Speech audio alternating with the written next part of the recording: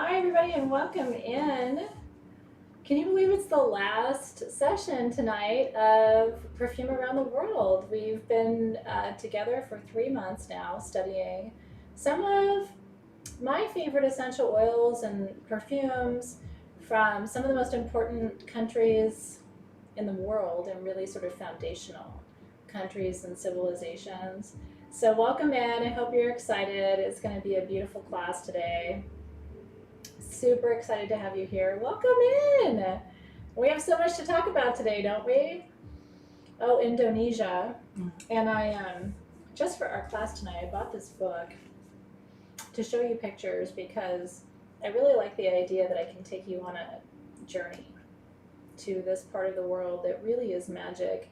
If you don't have a chance to travel to Indonesia physically, which a lot of us can't do any travel right now, not easily anyway, not without masks and checkpoints and all those things. So if you want to travel to Indonesia with me, I'm going to take you there tonight, and I'm going to take you specifically to some of the most important regions in the world. Today, I know it's sad it's the last day, Shirley. I agree with you. And I have to say, unfortunately for me, there wasn't a lot of excitement from our community to continue this series into 2022, which is okay. You know what I mean? I think that you guys are kind of the ones who want to go on the historical, spiritual, metaphysical journey with oils. I think for a lot of people, what they enjoy is more of the medicinal journey with oils.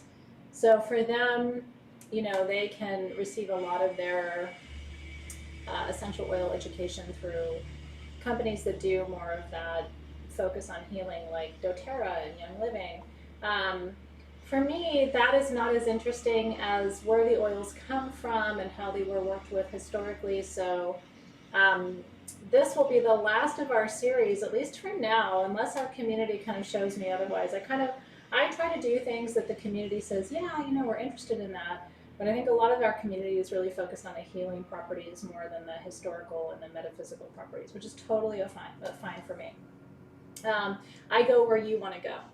But thank you for going on this 3-month journey with me through these different countries and different histories. And knowing that I may not be teaching this next year, and I'm not teaching this next year in this way, I wanted to focus on the 3 countries or 3 regions that really, for me, have been formative in my knowledge about essential oils. And that really is France, right? Grasse in particular.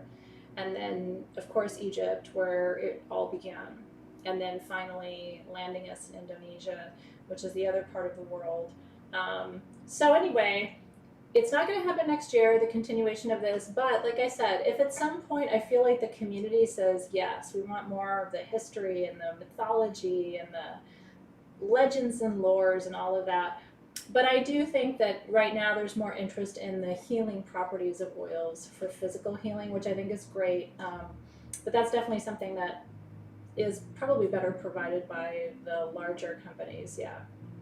So I hope you loved Egypt. I hope that you loved France. And I hope that tonight with Indonesia, because it's such a different part of the world, you know what I mean? Have you traveled to these different parts of the world? They're so different. What happens in Indonesia is so different from what happens in Egypt and so different from what happens in Europe, you know what I mean? So I like that you have this kind of historical context.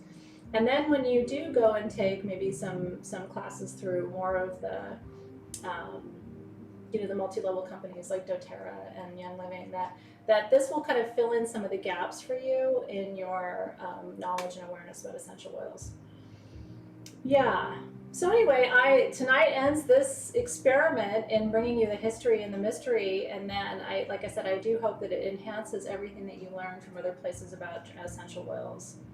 Wasn't Egypt fun? Egypt was fun for me. I have to say France holds a special place in my heart because France, Egypt began the process of really working with essential oils, but then France commercialized it, right? France took essential oils and aromatherapy from the realm of the spiritual and brought it to the realm of the physical and the material and brought it to the commercial world through alcohol-based perfumes that were more readily available, easy to manufacture. Yeah, so I'm super passionate, but like I said, I only teach things that the community wants to learn, and I think that they're probably getting what they need elsewhere. But I've still enjoyed it nonetheless. Because I personally think that some of the companies that focus on the healing properties, sometimes they don't know enough about the history, and so it leaves it kind of flat for me. It doesn't give me everything I need. But that's why I continue to be a researcher and a historian and a philosopher and all those things, because I need all that other information to really bring these oils to life for me. Lena wants me to say hi to her mom, Allison. Hi, Allison. How are you, Allison? It's great to see you. What a treasure. Can I brag on your daughter for a minute? Allison, you brought one of the most beautiful souls to this planet. And I don't know if you know, Allison, but I lost my mom the day after our last class. 2 days after the last class of Perfume Around the World, I lost my mom. So last time I was with you, I actually told you during class that my mom was getting ready to be released from the hospital. And unfortunately, she took a really dramatic turn for the worse. And so class was Thursday, a month ago. And 2 days later, I lost my mom.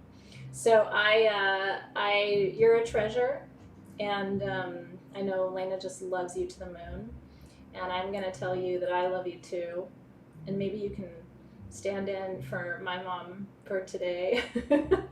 Send me some mama love, Allison. But you really did. You brought one of the most beautiful souls to this planet, and I will forever be grateful to you for that. It's really, really true. So, to Allison. From me, and from my mama too. Yeah. Okay, you ready to learn about Indonesia today? I have so much to tell you. Okay, so let me show you. These are the tools we're working with. Is she sending me a mama hug? It's really, really special to have you here. It really is. And I keep telling everybody I know, hug your mom extra tight right now. And I'm sure, Allison, you know, because I'm sure you went through the experience of losing your mom, how important that is to treasure your mom while you have her here. I treasured my mom in every moment. She was the most magical woman I ever knew. And I know that you are too. Okay, let's talk about Indonesia. So today, what we're working with, looks kind of dark over there. What's going on with my lighting situation? Not impressive. I don't know what to tell you about that. Come to me, darling. I have no jewelry on today because we're blending oils and it gets messy. We're working with clove today. Oh, come on, camera.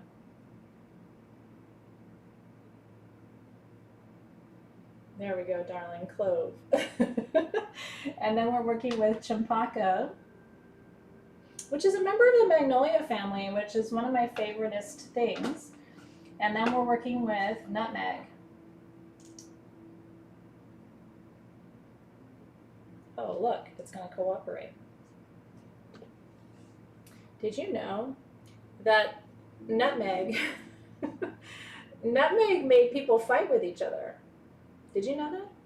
Did you know in the 17th century, nutmeg was worth its weight, more than gold? It's a true story. It's hard to imagine today because we think of nutmeg like you can go to your local grocery store and you can, do all of those things and get nutmeg and it's like no big deal. But we have to remember, just like we remember about ancient Egypt and we remember about some of these older civilizations, that the things that we take for granted today, like, oh, I can get nutmeg, no big deal, to our ancestors, nutmeg was gold. In fact, it was worth more than gold. And nutmeg has different properties. If you distill the seeds of nutmeg and the meat of nutmeg, you get the essential oil. But the skin of nutmeg, and I'm going to show you a picture in just a second to kind of bring this to life for you. Crazy, right? And this is why I love teaching you these things, because the next time you make yourself a chai latte and you grate a little nutmeg on there, which I love to do because I love the flavor of nutmeg. I don't know if you like it, but make yourself a coffee, put a little whipped cream on there, and then grate a little fresh nutmeg. and see how that goes. It's really the essence of fall. And I'm going to show you what nutmegs look like. I had a student a couple of years ago, he's still my student. I have a student who actually sent me whole nutmegs from Southeast Asia. He is a veterinarian and he works with exotic wildlife. And so part of his job is going where these exotic animals are sick and dying and rehabilitating them back to health. And he travels all over the world. And he found on the beach where he was working with some different creatures who had come up on the ocean shore, and he was rehabilitating them, he found these whole nutmegs. Unfortunately, I don't have it to show you because it's packed up and it's at Sage Goddess. You know, I still haven't unpacked my office because of COVID. So all of my treasures are still in boxes. But when I unpack it all, I'll make a video and show you. But he sent me this whole nutmeg from Indonesia.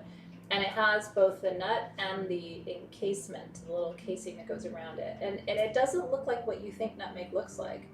But both of those parts, can you buy it there? Kaz says you can buy whole nutmeg there. And you have it on your prosperity altar, which, by the way, is really important to point out. Nutmeg and acorns are two nuts and spices that really belong on your prosperity altar. It's thought to bring you abundance and wealth. And part of it is because it used to be more valuable than gold. And just because you and I don't think of nutmeg that way anymore, doesn't mean it doesn't have that lineage and that legacy. And so I want to really encourage you, if you have nutmeg, yeah, so mace is an oil that's derived, so I'll get to all of this, Carolyn, you're kind of 2 steps ahead of me. Mace is the casing, and mace is the oil that is derived from the casing. So if you take the casing and you distill it, that's mace. If you take the meat of the nutmeg and distill it, and the seeds, that's the nutmeg essential oil. And they smell different. The other thing you can do, and they do this a lot in Indonesia, I'm going to teach you a little bit about jamu today. Are you guys familiar? Is jamu a new word for you? Yeah, Ginny says you can get it in the States. It's a little spendy. You got it in the ethnic aisle. What kind of store were you in, Ginny? Were you in a... I'm trying to imagine what kind of store you would have been in. Like, were you in an Indian store? What kind of store were you in? It's fascinating stuff. I'm going to take you through all of this today because I know this is about perfume, but I really like to get you into the weeds of the ingredients too, because it gives you a different lens on where these ingredients come from, how they're distilled, which, like I said, mace and nutmeg essential oil, we might think of them as being the same thing, but they're kind of different. They come from different parts of the plant, right? So jamu. So I have a surprise for you. So jamu is the art of Indonesian healing. Let me back this up. The Indian stores would have it? Okay, Kaz. Because you know I've got like a plethora of really good Indian. My favorite is called India Sweets. Because there's a certain kind of Indian sweet that's my favorite. Anyway, if we ever do this class again and we talk about India, buckle up. I'm going to take you on a ride. Anyway, let me back it up. Wait, you have a Turkish store? Wait, Carolyn. I need to know more about this because I might send you shopping. Turkish stores are my favorite because, primarily because of the way that they make their, their Turkish delight, the little candies that they make out of the rose water and the cardamom and the pistachios and all of that. You and I may have to talk. I might send you a little bit of bucks and you can send me some sweets. That's the one on Hawthorne. Aren't they yummy? Jenny Reeder knows. So it's right near the old SG, a little hole in the wall place. And I used to tell people, oh, I love to go to lunch there. And they would look at me like, you go to lunch there? But I mean, there's like 2 tables. It's not the cleanest, fanciest place you ever saw. The food is amazing. I don't know that they have whole nutmegs. Anyway, Turkish delights are my favorite thing. We'll chat, Carolyn. Baklava's good, but Turkish delights are like, baklava's here and like Turkish delights are up here. Now I'm getting hungry. Y'all are getting me in trouble because now I'm going to want all the sweets. By the way, if you have no idea what I'm talking about, I need to get some of this to you. I don't know how to do it, but I'm going to help you find Turkish delights. In any case, the best Indian food in South Bay, Los Angeles is at Indian Sweets. And it's quite divine. Yeah, it's like a little convenience store, but the food is so good. Okay. back to oils. Even you have to bring me back, because as soon as I start talking about food, it goes in a whole different direction. I love rose water, anything, especially in sweets, with a little tea, a little chai tea, and a rose water Turkish delight, and it's like, I'll do anything for that. Yeah, you can get them on Amazon, it's true, but there's something different when you're getting them fresh than if you're getting them. My grandmother used to make a variation on it out of grapes, because my grandfather and my grandmother on the island of Crete in Heraklion before the war had vineyards. My grandparents made wine and olive oil. So they had a grove of olive trees and they had a grove of vineyards. And my dad is one of 6 children. So my grandmother, while my grandfather was out there, cultivating the grapes and making the wine and the olive oil, my grandmother would take all the kids and cousins and everything into the kitchen, and she would boil the grapes down until it became kind of thick. And she would take sticks and she would dip it into the grape, kind of the really thick grape juice, and pull it out and dry it, and dip it again and dry it, and dip it again and dry it until it became kind of thick on the wooden stick. And then she would dry it and feed it to the kids, and it was kind of like gummy candy. My dad has the best memories of this. So anyway, go on Amazon and search Turkish delights, and then when you get it and you love it, know that it's a kiss from me and my family. But in any case, tonight with nutmeg, it's a fascinating story, because it really takes us back to we used to have to worry about conflict nutmeg, because so much of it was traded, and whether it was ethically harvested and all these things. Now we don't have to worry about that as much. It's farmed, it's produced in a good and ethical way, and it's not as hard to get these days. So, but when I talk to you about the preciousness of nutmeg, this is what I'm talking to you about. It's like taking us back to the history of the really intense energy around some of these spices. And we have to remember that spices were traded, right? Like if you remember all the legends of the Silk Road, and spices were traded, stones were traded too, and they were considered a form of currency. So if you were traveling and you had access to cinnamon and access to nutmeg and access to cloves and access to turmeric and access to these spices, the more exotic they were, that was as good as having $100 bills in your wallet. And you could go anywhere pretty much in the world at that time and trade your spices for whatever you were looking for, right? Yeah, so anyway, this is the fun of all of these things for us today. So jamu, I want to back up to jamu. So jamu, Jamu, is the Indonesian practice of working with herbs and spices to support human health.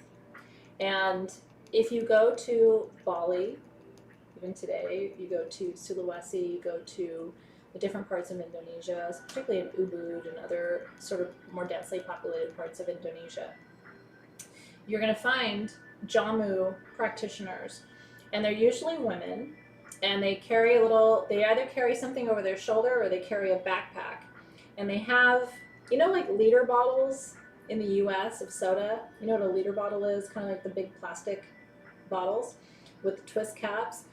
They have those, and they'll carry 6 or 8 or 10 of those, and in each one of those they've made this concoction.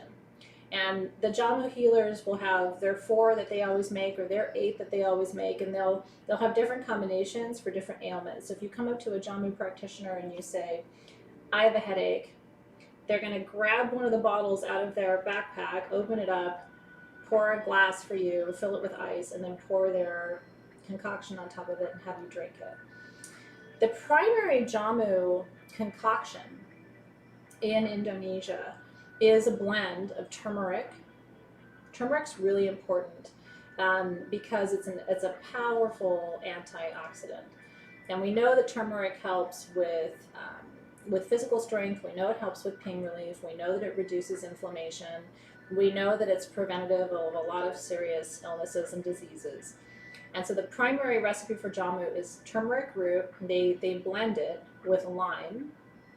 And there are specific limes in Indonesia that are a little bit sweeter than what we have here in the US. If you're thinking, lime, I don't know if that'd be good. It's actually quite delicious. And then on top of that, they add a little bit of tamarind When I make it, I use tamarind paste. Sometimes they'll add galangal or ginger, which gives it a little bit of a sharpness, gives a kick to that digestive system. And then they blend that with coconut water and a little bit of coconut sugar to sweeten it just a little bit. But it doesn't spike your insulin levels the way refined turbinado sugar does. And in any case, they'll blend all this together and serve it to you. And this is the jamu beverage. And what it does is it helps with heart health. It reduces inflammation. I have just made a batch of this for my dad. I finally convinced my dad to take some of this. Drinking jamu on a regular basis can prevent heart attacks, and there's quite a lot of data to support that. It's very powerful for cardiac health. As with everything in healing, it's everything in moderation, right? So most people take just a little quick shot of jamu and let that be their superfood, their super serum for their anti-aging. Yeah, and there will be notes, I believe, right, Alexis? Hi, Alexis. I think there are notes that Alexis takes and puts in your classroom, so you'll have all this information. Now, what I did for you as a surprise for today, because it's our last class, I made jamu in the form of essential oil with kaffir lime essential oil, turmeric, galangal, ginger, and I blended that in an essential oil blend. And so if you happen to shop at sagegoddess.com in the next day or two, I don't have a lot of those ingredients. I was only able to make enough where maybe if you shop today, you can get it. I can't guarantee if you shop tomorrow, you'll be able to get it. If you put jamu in your notes, or if you put Indonesia in your notes, you're going to get a free vial of these oils. Because what I'm going to tell you is, if you work with the oils on your skin, it's almost as effective as taking it internally, because your skin is your biggest organ in your body, so it's going to receive those oils. I've never made this blend before, but I was really inspired, and I happened to have all of the oils that need to go into a blend like that. So again, please, first of all, please don't say this to anybody outside of this class, because I don't have enough. I probably have, if everybody who's live right now placed an order, I probably have enough for you. But I don't have enough for like everybody to come and do this. But if you say jamu or Indonesia in your notes, I'm going to send you a vial of this blend. And I want you to try it. I want you to work with it. It's also helpful for anxiety. It's helpful for depression. It helps to shift the energy in your field. Isn't that fun? So you can put jamu, or if you forget, you can put Indonesia. I've told my team to look for either of those words in your notes, and they're going to send you a free vial of that as a gift to conclude our class. Yeah. So don't worry if you've already ordered and you don't want to order again. I totally get that, and I don't have enough for everybody in this class to get it anyway. But if you are thinking about ordering today or tonight, and you want to add that to your notes, that's just a free gift. And all you have to do is put the word jamu or Indonesia in your order. Isn't that fun? I wouldn't do a ticket, Jenny, because my team will get really upset with me, but you might want to go back and just get a tumbled stone, or, maybe you don't need it. Honestly, I don't want you to feel like you have to place another order to get it, but if you haven't ordered yet and you were thinking about it, but I would try to do it today or tomorrow morning. We don't have enough for, like I said, even everybody in the class, but those of you, we have 157 people live right now. I know I have enough for you.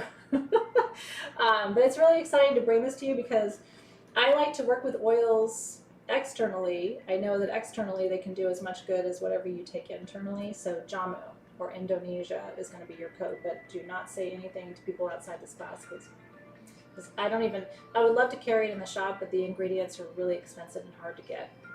Turmeric oil is crazy expensive. Kaffir lime is crazy expensive.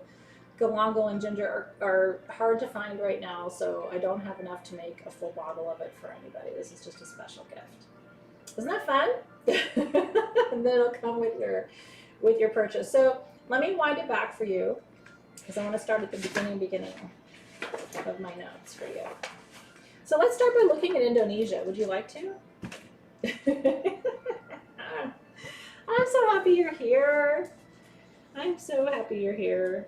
So this is a book, I mean, not that you want this book, but I think Tim Hannigan did a great job.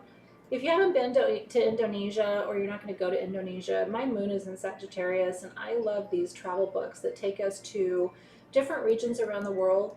Indonesia is a world away, but it's also one of the holiest places on the planet.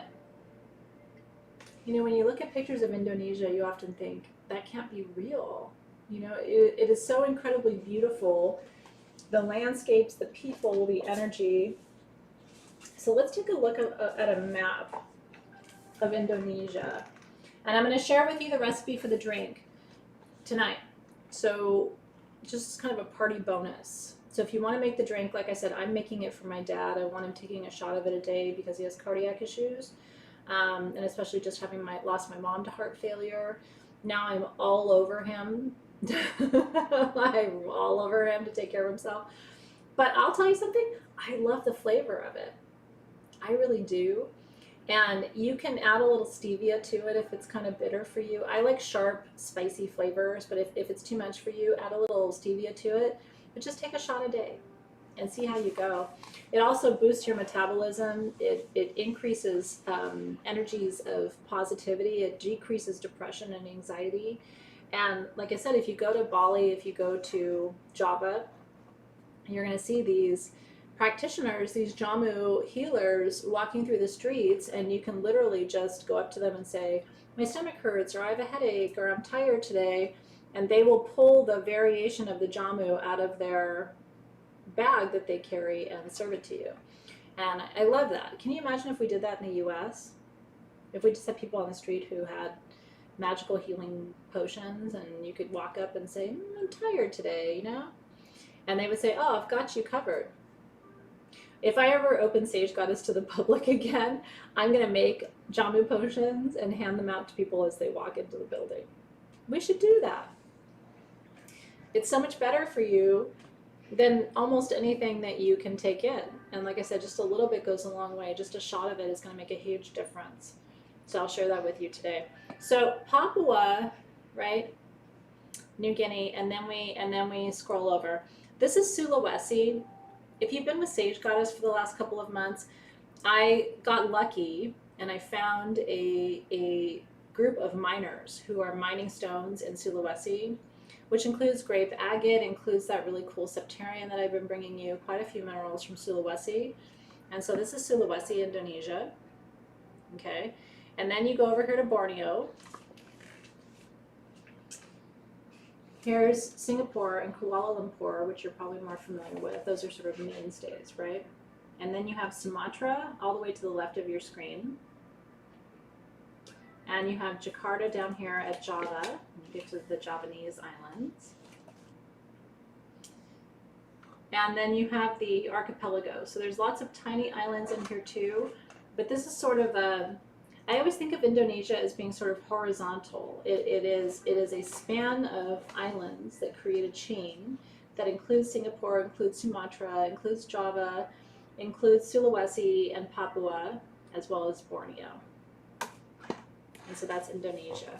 A couple of other pictures I want to show you.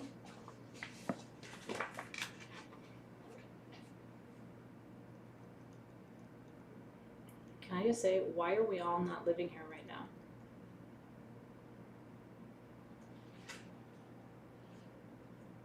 It's just beauty. It's beauty and expansiveness. Do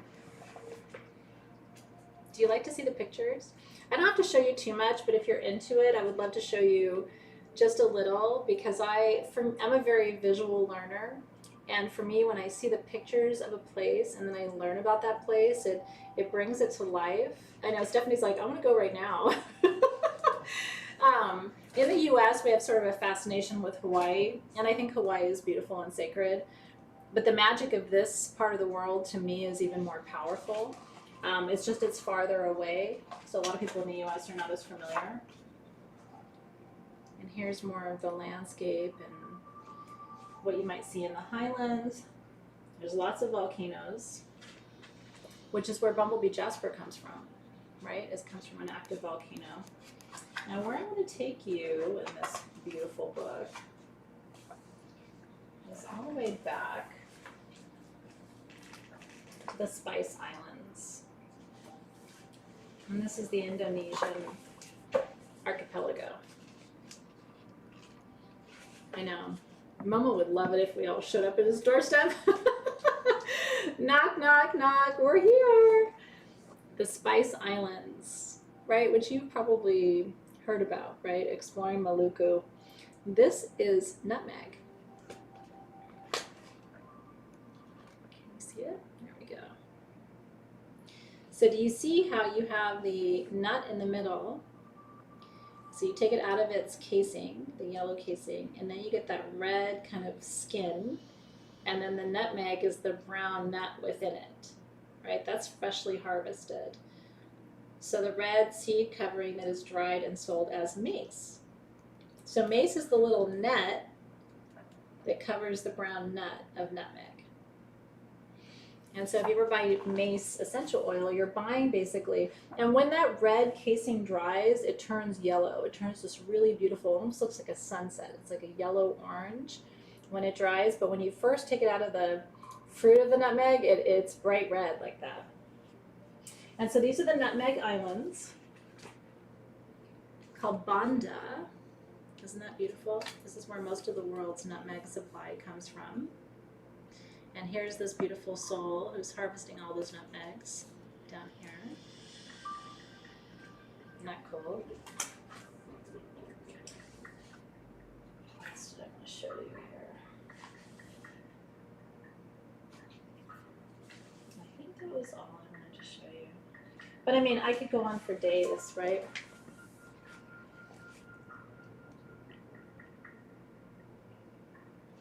Isn't that beautiful?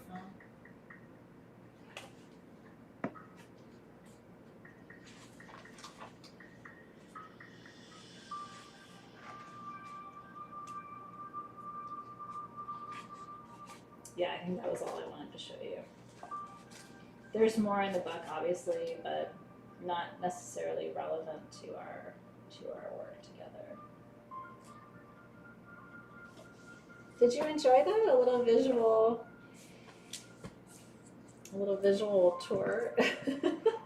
And Alexis just confirmed that the notes for today's class and your other classes are in your online classroom. She put the link up. So if you see the gold box around Sage Goddess, that's Alexis, and she's giving you the direct link to be able to go and capture the notes from today's class. Oh yeah. Okay, cool. Yeah, and the code for your oil blend, Jamu or Indonesia, is good for today and tomorrow. So September 30th and October 1st. But what Brooklyn told me to tell you is she's not sure I have enough for tomorrow's orders.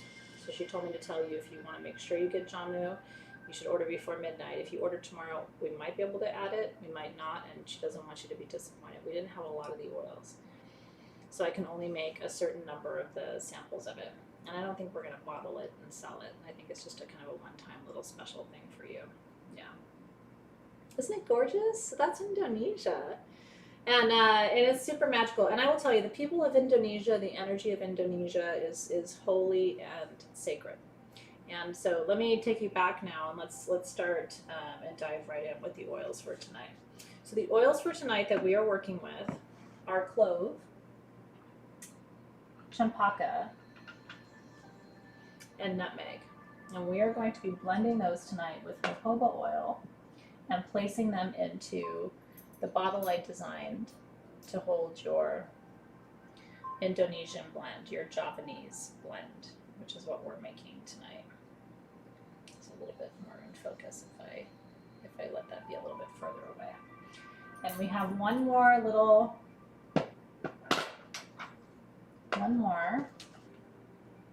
In my bag there's two, but you probably just have one more little Herkimer diamond to put in that bottle too, so we'll add that. Okay, champaka. We'll start with champaka. Champaka, this is champaka from my garden today. I'm excited to tell you the story of it. I wish you were here so that you could smell it. This is what a champaka flower looks like before it opens. So if I had left this on the tree, looks like this today, and tomorrow the petals would open and look like this. This is exactly what it would look like the second day. So the petals come down, and it has its little stamen in the center. Isn't she pretty? She's the queen, you guys. And do you know the smell of champaka? Vanya loves it. Samantha loves it. The oil is incredible. Do you know? So I have a 35-foot champaka tree in my backyard. It's my favorite gift that Dave has ever bought me, because he knew I loved it so much. And so for my birthday, some of you remember this because I did a live from the nursery where he bought it. There's a nursery in North San Diego that actually has mature champaka trees. They only had 2 when I went. It's not very common because they imported them directly from Southeast Asia. And he bought it for me for my birthday, and it's growing in my garden. It's so happy in the place that I put it. And do you know you can smell the flowers of my champaka tree across the street from my house? I've had people walking their dogs, I'm not kidding, on the street, across the street from my house, come and knock on my door and go, "Nice to meet you. Can I ask you what that smell is?" Because they're like, it's not gardenia, it's not rose, it can't be plumeria. What is that smell? And I've had people say, I walk my dog here all the time, and I just have to know, what is that smell that's like wafting through the air from your house? And what I usually do is go and pick them a flower. I usually go, "Come on in here," and take them into my nursery in my garden, and I usually will pick them a flower and say, "Take that home with you." And then they're usually so excited because they're like, "Champaka, what the heck is champaka?" It does not grow very well in New York. I know, it's a huge bummer. If you get a frost at all, or if you have temperatures that dip below really 50 degrees at any time of the year, which we don't here in Southern California, but a lot of you do, champaka can't grow. It's a subtropical tree, and it needs the warmth and the humidity to be able to do its thing. So it is kind of a bummer, but I'm sending it to you through the screen. I wish you were here. I wish we had scratch and sniff TV, because it's pretty much my favorite thing. Mackenzie says, "I smelled it when you put it up." Isn't it amazing? You might try it in Washington State, and I'll tell you sometimes. So the Latin name, the botanical name is Michelia, Michelia alba, ALBA, which means white. Okay. There's also Michelia champaka, Michelia, Michelia champaca. Okay. Michelia champaka or Michelia alba are the 2 primary trees that you'll find. Now, if you have good soil and good fertilizer, you can get a small tree and it'll grow for you real fast. The nice thing about Michelia plant, the champaka plant, is if you get it going, it will bloom for you 3 to 5 times a year. My tree blooms every other month the whole year long. So in the winter I've got flowers, in the spring I've got flowers, in the summer I've got flowers. I've got flowers right now. So try it out. My favorite place to go right now, I should check this out before I tell you. If you go to, and I don't do any paid partnerships in my life, so when I tell you about a company, I'm never telling you this to make money, because I really don't trust people who do paid partnerships. I know it's terrible, but I have a whole judgment around that.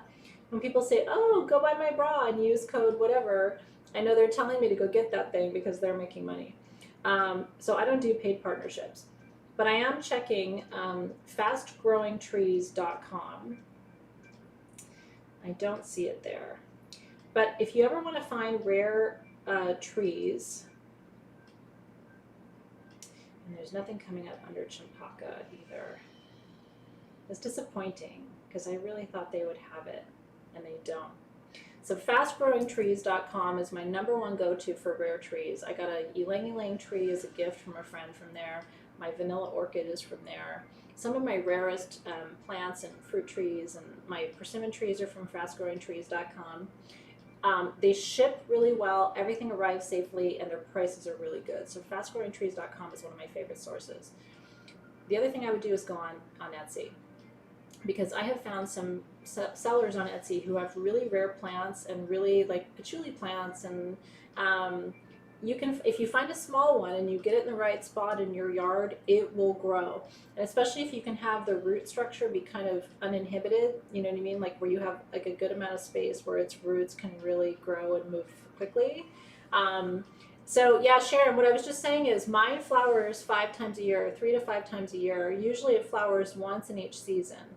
So I get spring, summer, fall, and winter flowers from my champaka tree here in Southern California. My tree is 35 feet. If you leave it in good soil and with good fertilizer, that tree is going to get as big as trees get where you live. My tree is almost as old as I am. My tree is 40 years old. I'm 48. So I have a mature tree, and that was my gift from Dave for my birthday about 5 or 6 years ago. But you just have to, if you can grow patchouli, if you can grow jasmine, if you can grow fruit trees, I bet you can grow Michelia too. I bet you can grow champaka too. So I would love for you to give it a go. Nancy's planning a greenhouse, right? You can totally get plants on Etsy, and I've had really good luck with Etsy too. And I like buying through Etsy because it's usually smaller businesses. You know, these are people who are usually really passionate about what they do. And sometimes they have good return policies if something arrives to you and it doesn't make it safely through the shipping process. So yeah, I don't know about bonsai with it. What I've been told about Michelia trees, the champaka tree, is you do not want to trim it. That could actually harm it. You know, some trees don't respond to cutting and trimming. The champaka tree, if you want to keep it happy, needs to be allowed to just grow. You put it in the ground, water it really well once a week, and just give it lots of good direct and indirect sunlight, and it will take off. They grow in Florida for sure, Tammy Poe. So if you're in Florida, if you're in Tennessee, if you're in Mississippi, if you're in, you know, any of the southern regions, Texas, you should be okay. But then further north you go, the more you have to be considerate of those things too. And if you're in a, you know, but if you're in a subtropical environment, you're gonna have a great time growing champaka, which is really exciting. Yeah. Let's see. Stephanie says, everywhere sells invasive plants. It's up to the buyer to be knowledgeable what plants are in the no plant list for your area. Okay, so I don't know. I haven't seen this one, Stephanie G, as an invasive plant. Are you saying that this is an invasive plant? I'm not sure I understand. So that would be important to know. I've never seen champaka listed as an invasive plant, but Stephanie's mentioning it. So if it is an invasive plant, you may want to look where you live. I haven't had any problems with the roots being invasive in my own experience. And I haven't read that about champaka, but if it is, it's probably good for you to know. Yeah, the oil is amazing. So if you would like, I would love for you, while I'm still teaching you about it, I would love for you to take your dram of your champaka, and I'm going to use my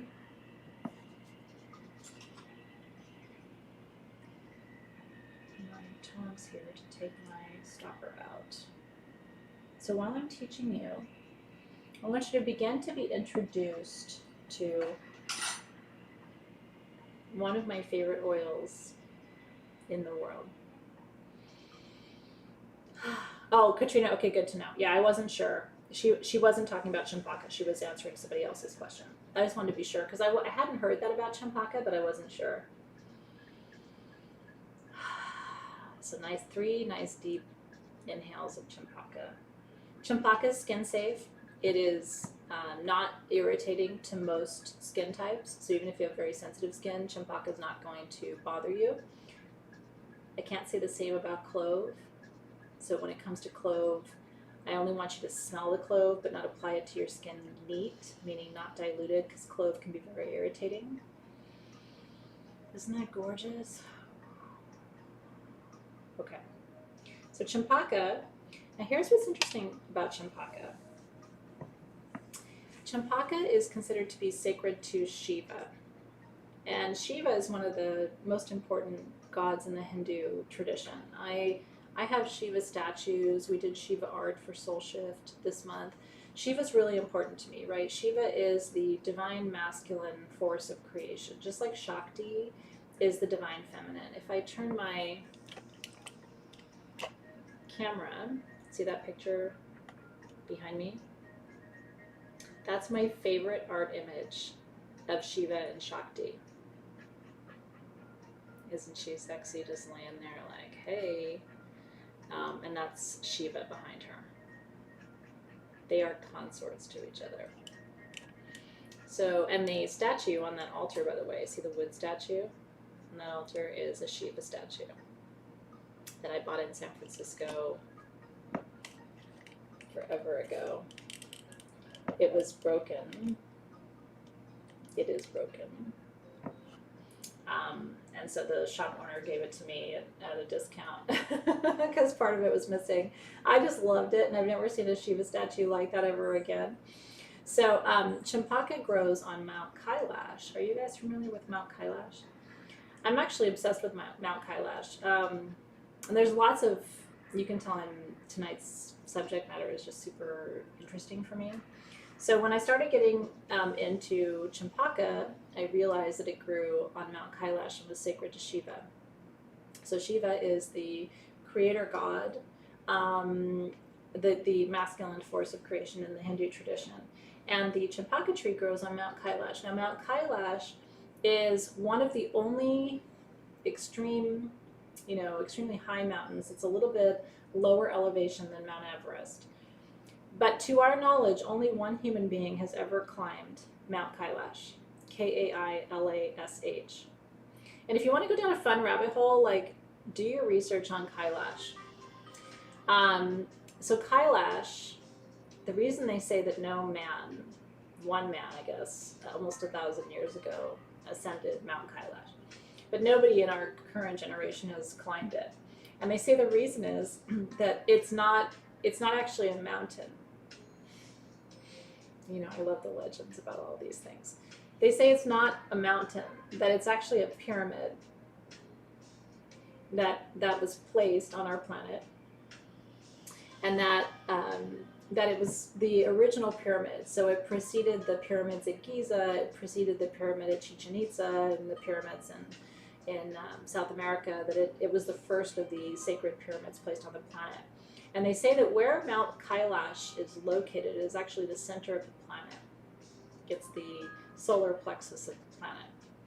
And that no man can climb Mount Kailash because it's too powerful, it's too sacred, it's too holy. Human beings can't ascend it. Isn't that interesting?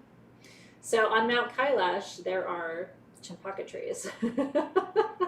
And that some of the flowers come from that sacred and holy place. It's 22,000 feet high, and is thought to be the birthplace and the residence of Shiva, of the divine masculine force of creation on the planet. Isn't that cool? So every time you smell champaka, it's like, can you imagine what it would be like to be in those high elevations of Mount Kailash and to experience the power of that place and to be inhaling this scent in the process of being in that holy sacred place? Yeah, Crystal said she just looked it up and it does look like a pyramid. It really does. There's no picture of Mount Kailash here. Yeah, if you Google Kailash, you'll find it. One of my friends, Louis Krieg, who it's his birthday today. He has a shop called Stone Age in Glastonbury, and I've been friends with him for a long time. A lot of you know who Louis is. He makes beautiful jewelry. Louis's son is named Kai after Mount Kailash, which I think is really amazing. What an incredible name, to give to your son, naming it after that incredibly special place. So I wanted to mention that to you. So champakas are sacred to Shiva. They're thought to be the flowers that Shiva loved most in the world. Just like Rudraksha seeds are Shiva's tears, The flowers of the champaka tree are Shiva's joy. They represent the beauty of creation and the divine masculine form of creation. I think of champaka flowers, and I work with champaka oil in a lot of my perfumes. The I'm mentioning this just in case you didn't get a jar and you wanted one. When my mom passed away a month ago, my champaka tree was in full bloom for the last time of summer, and I took every champaka blossom. There were about 50 of them. I took them all off my tree. I dried them, and I ground them up, and I put them in this incense called Faith in honor of my mom. I don't even know if we have any more of this left, and I'm not making it again because it was made to honor her. So it was made with flowers in her honor. But you will smell champaka in this incense because I took every single flower off my tree and I spent 2 weeks drying them. Champaka blossoms are a little tricky to dry, so I had to dry them on these big flat cookie sheets. And in any case, there's champaka from my tree. All of my blossoms from summer I took off and dried in honor of my mom and put in our Faith incense. So there's a little bit of that magic in there too. Have you gotten it? You like it? Oh, Jess, thank you for letting me know. I saved 2 jars for my sister and 2 jars for me and 1 for Zoe because that was for mom. So anyway, you'll smell all the champaka and Faith incense when it gets to you. There's champaka oil in there too. So I'm glad you guys like that. Oh, I love it. TJ Sykes said, I think my uncle used to wear cologne that had champaka. I would love it if you could figure out what that fragrance was that he wore.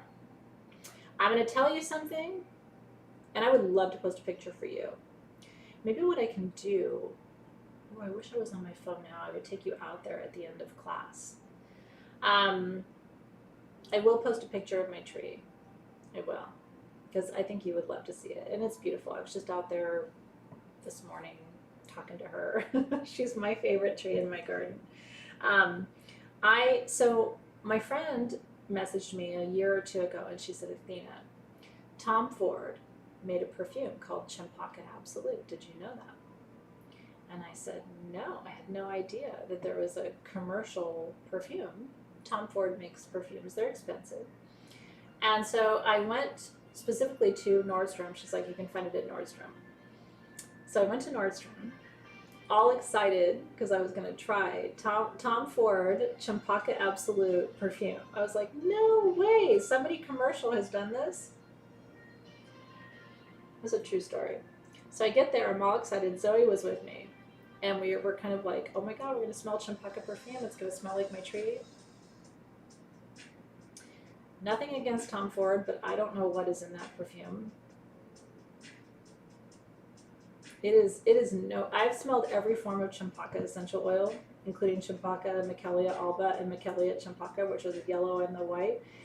And it's synthetic, what's in that perfume. Which was a huge bummer, because it's like $300. I was like, it's not real, it's not true. Having smelled every form of the essential oil, what I can tell you is the people who are professing to put a pure champaka perfume out there, it's a synthetic. Isn't that a bummer? So to this day, I don't know anybody who's done a commercial grade perfume called champaka that's actually made with real essential oil, unfortunately. And it's not even a good synthetic. It's just, it smells like Bath and Body Works. Which, nothing against Bath and Body Works, but you know what I'm talking about, right? Where you're like, ooh, this is not good. And it literally was $300 or $400 for the bottle. So I didn't buy it.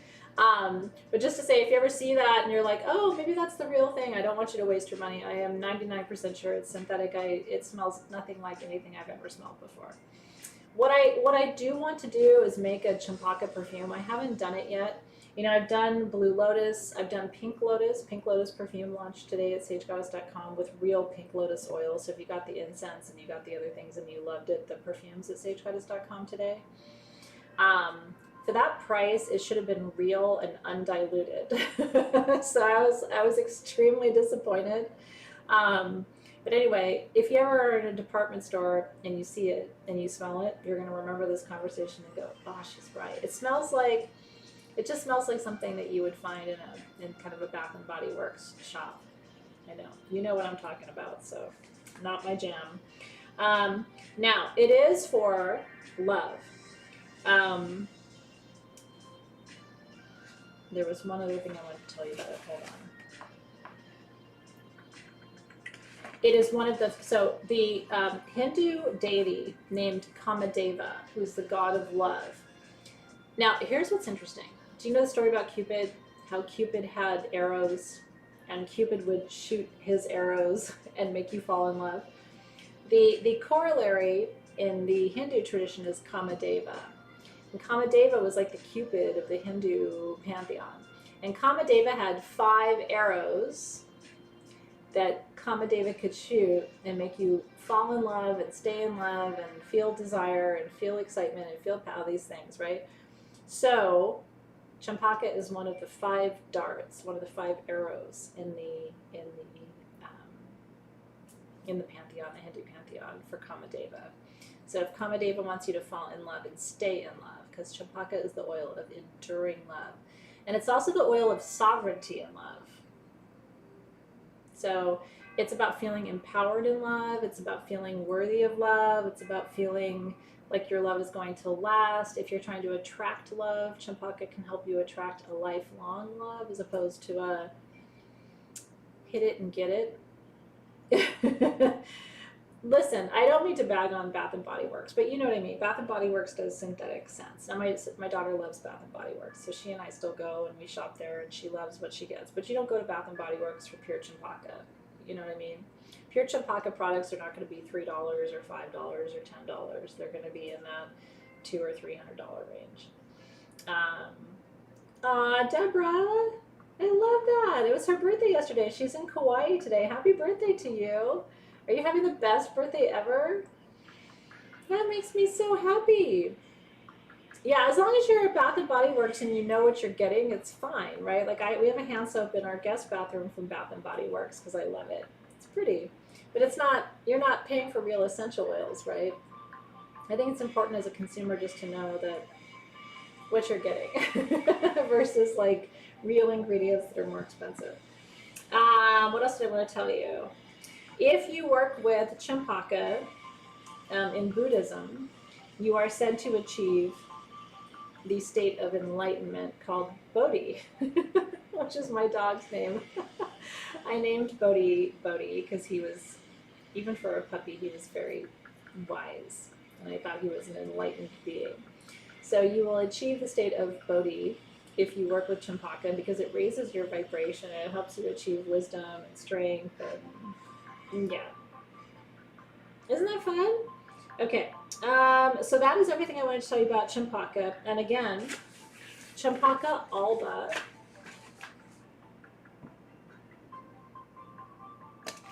Where did I put my flower?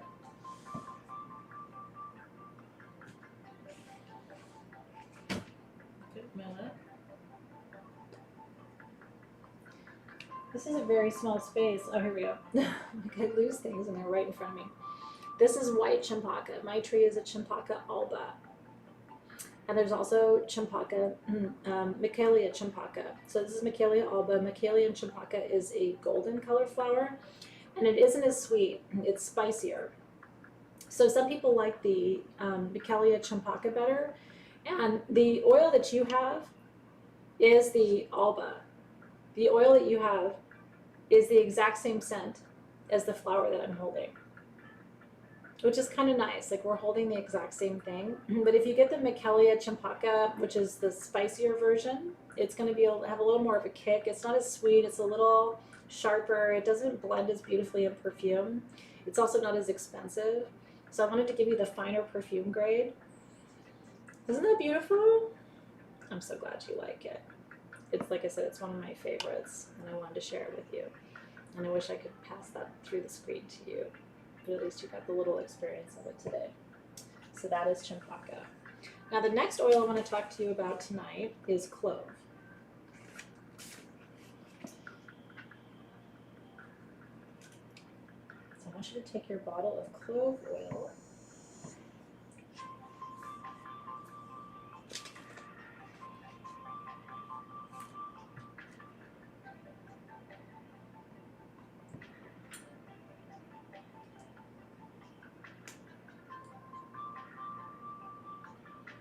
It is related to Nag Champa. What a great question. Nag Champa is a blend of champa and sandalwood, champaka and sandalwood. So you know that smell that you always smell going into like metaphysical bookshops, or if you ever get Dharma perfume or one of ours that has Nag Champa in it. That smell is the champa flower, the champaka flower with sandalwood. Now clove, yeah, Allison, I would love to see if you can grow champaka where you live, because I have a feeling that you could. If I could take a little piece off my tree and send it to you, I would. Just, you know, Lena, go on Etsy, see if you can find just a little starter tree, you know what I mean? And make a beautiful place in your garden for it and grow it for your mom. My mom loved my champaka tree. Whenever we would go and visit her, I would always try to take a flower to her because she just loved it. My mom was such a fan of the white flowers. She loved gardenia, she loved tuberose, she loved jasmine. And champaka's kind of, because it's a member of the magnolia family, it's kind of right in that vein. Now, what I recommend, okay, if you're like me, when you make your perfume today, you want to just bring a little bit of the clove in. So hold the champaka closest to your nose. Let that be the foremost scent, okay? And then bring the clove behind it until you can just smell the clove, but not evenly, okay? Here's the deal with clove. It's a pain reliever. It's a medicina. It is a plant medicine, and I'm going to teach you all about it in just a second. And you should always have it in your medicine cabinet. If you have pain, I'm going to give you, in my opinion, today the best essential oil pain recipe I can provide to you. I keep this recipe in my medicine cabinet. I've used it for sciatic pain. Dave tends to pull muscles a lot, and so I'm always doing body work on him to sort of relieve the tension in his muscles. I've used this blend on my mom. Everybody I know who has pain has really experienced relief with this blend. The most important thing to remember when I give you this recipe is you've got to dilute it.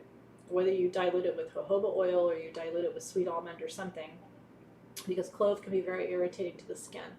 It can burn the skin. So you do not want to apply, I want you to smell your clove, but I don't want you to take your clove and go boop and start applying it to your skin with no carrier oil, because it's one of those oils.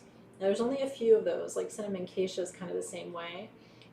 Now, you may have really tough skin, and I could put clove on you and you're fine. You're like, what are you talking about? But if you're sensitive like me, I have very sensitive skin. If I put a little clove on there, it's going to be red. I'm going to be irritated. So I don't want you to go through that experience. I want you to experience these things in a positive way. It does stain a little bit, not overwhelmingly so, but it can. But the most important thing is the skin safety. So I'm going to give you my pain relief blend for today. I want you to try it if you experience pain. Some of the ingredients you'll have to source on your own. I would love to make this blend too. I do have one ultimate pain relief blend, which is very similar and has some overlapping ingredients, but this is kind of an updated pain relief recipe that I'm giving you today. So I'll provide that to you in just a second. So clove, oh, by the way, champaka is called sampanya in Indonesian. I like to teach you the native words for your oils. So the three we're studying today, I'm going to give you the Indonesian way to say it. So champaka becomes sampanya. Sampanya is how you will say champaka if you go to Java, or if you go to New Guinea, or if you go to Sulawesi and you say sampanya, people are going to go, oh, okay, and they're going to point you in the direction of champaka. If you say champaka, they might know what you're talking about because it sounds kind of the same, but you want to use the correct words when you travel. So clove is called Cengkeh. Cengkeh. Cengkeh in Indonesia is clove. Now here's the thing with clove, okay? And ultimate pain relief is great. I mean, it's got all the right things in it. The recipe I'm giving you today is just a little bit of an upgrade. The one thing about clove is, and there's lots of scientific studies to back this up, so this is not just Athena telling you this. it is, in fact, I was reading one of the studies where it was tested, and they tested 50 different essential oils to test the antioxidant properties in those oils. Meaning the propensity or the potential for those oils to reduce what we call free radicals, right, which are sort of the overgrowth of cells that leads to aging, leads to disease. Of the 50 that they tested, clove was the most powerful in some of these medical studies for the level of antioxidants in it. So there are a lot of people like my dad who's interested in anti-aging, and he eats a lot of beta carotene, a lot of carrots, works with tomato, different vegetables that are known to be strong antioxidants, because we know that that prevents the signs of aging, and not just the physical signs of aging, like prevents wrinkles and so forth, but also prevents the aging of your internal organs, right, which keeps your body strong for a longer period of time. So the studies with clove show it's one of the most powerful antioxidants that you can work with. So clove is very important.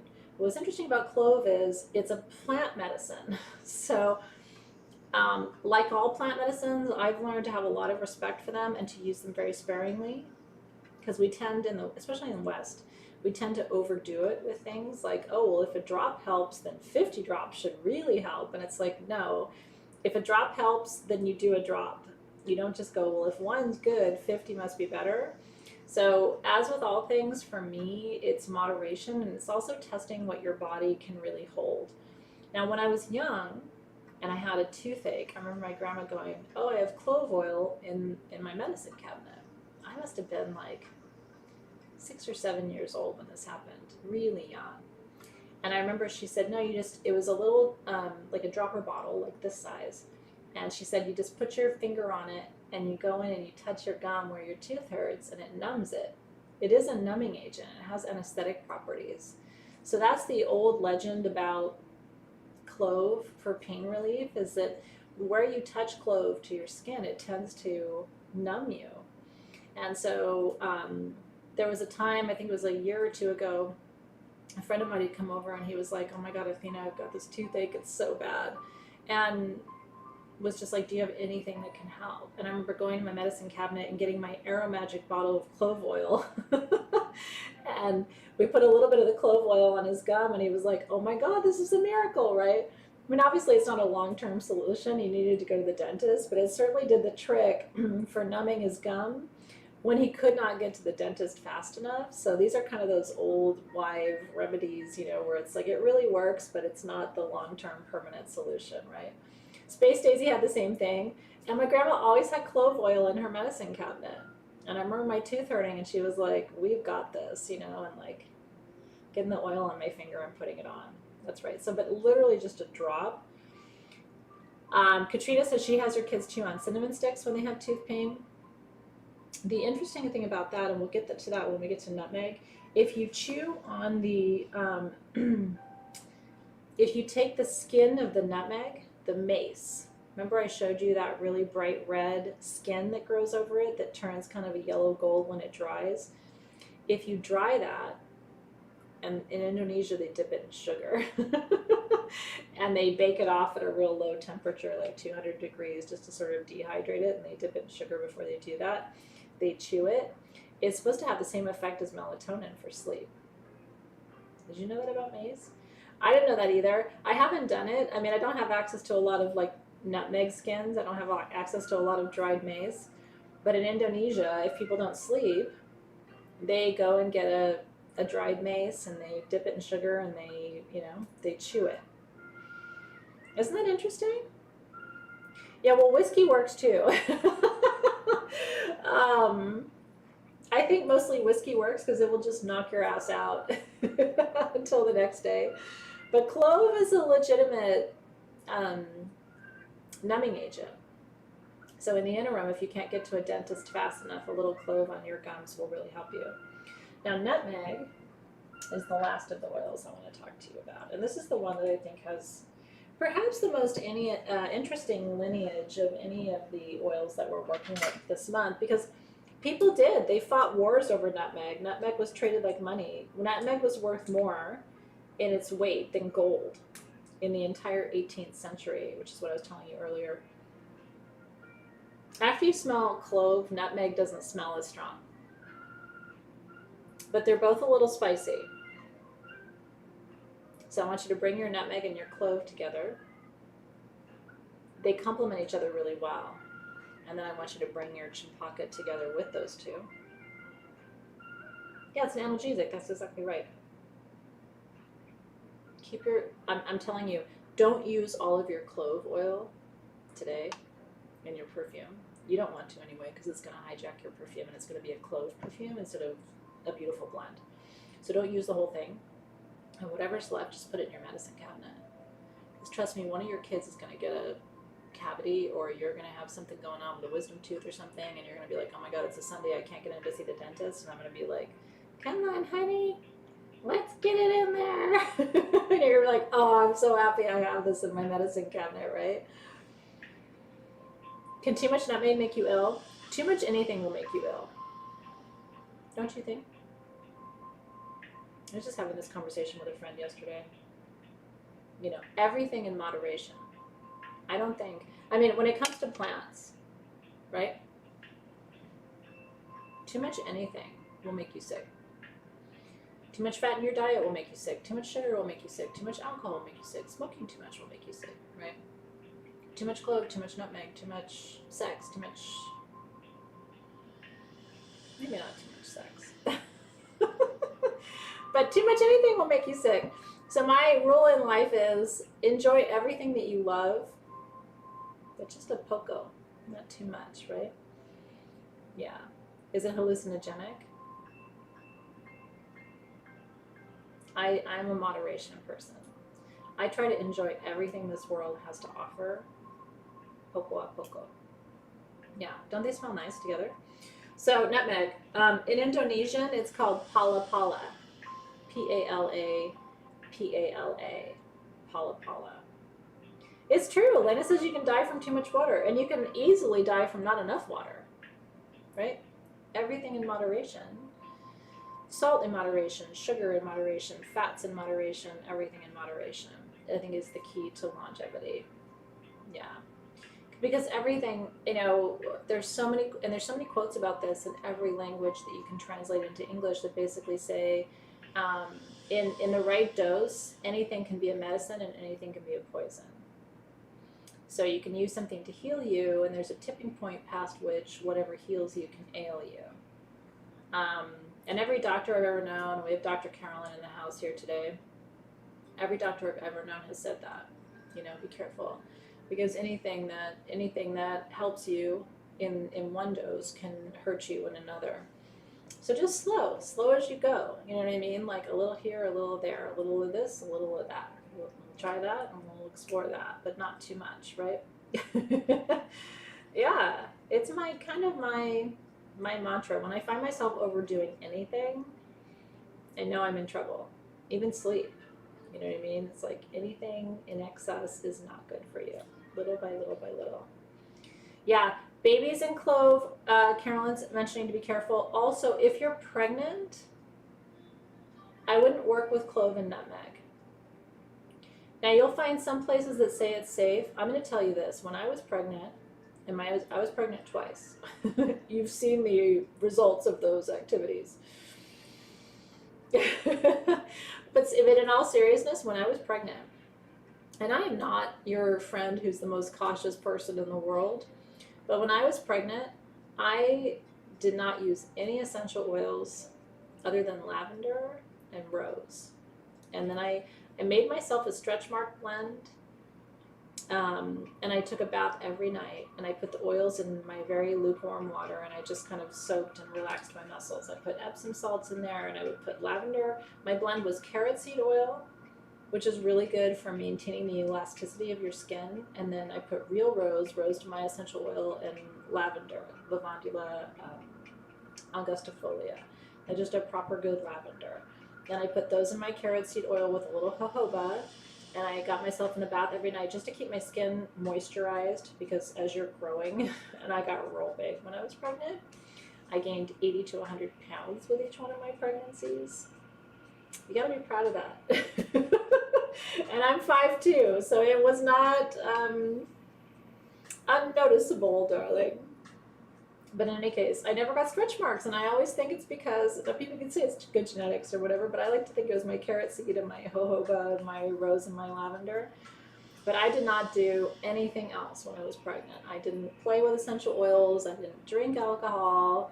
I didn't eat shrimp or blue cheese or any of the things they tell you not to do because I just followed every rule. I think when you're pregnant, and it's not just about you, it's about the life that you're carrying, it's good to be extra diligent and careful. I was like, I didn't do any of the things you weren't supposed to do. But when people say, oh, should I use that if I'm pregnant? I'm always like, if you're asking, then no. Right? Like, just don't do it. It's only 9 months of your life. When you're done growing the babies, then you can do whatever you want with your body, right? But I was just like, I followed every note in every book, and I think it's good to stay with the ones that we know are safe for you, like rose and lavender. But we don't want to be working with nutmeg and clove when we're pregnant. I just do not recommend it. Clove in Indonesian is sengkeh, C-E-N-G-K-E-H, and nutmeg is pala pala. You gained 65 pounds? Look at you, you were real skinny compared to me. Did I ever tell you that story that when I it's a shitty story, but when I delivered Nick, I had gained 80 or 85 pounds with Nick. I gained more with Zoe, but I had thyroid problems. And when I delivered Nick was 5.5 pounds. And Dave looks at me, I'm not kidding, don't judge him by the way, because it was funny and we were young. He looks at me and he goes, that must be a real big placenta.